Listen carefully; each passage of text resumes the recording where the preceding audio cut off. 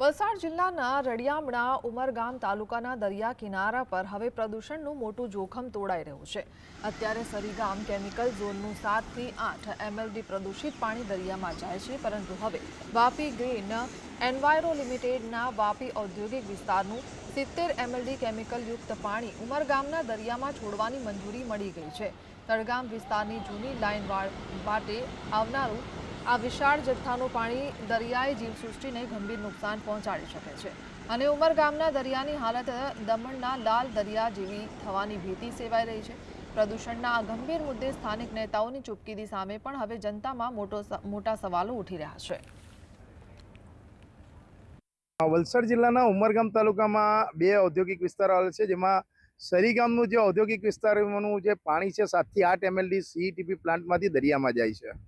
હવે જે છે તે વાપીનું લગભગ 70 એમએલડી પાણી જે છે એ દરિયામાં ઠાલવવાની જે છે તે અહીં મંજૂરી આપવામાં આવી છે।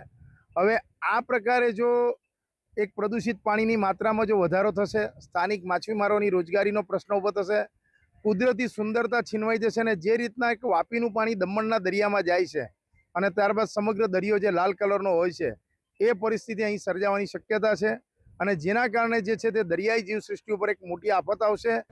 સ્થાનિક નેતાઓ જે છે આ મામલે કંઈ બોલવા તૈયાર નથી। રાજેશ પાવસ્કર, જીએસટીવી, ઉમરગામ।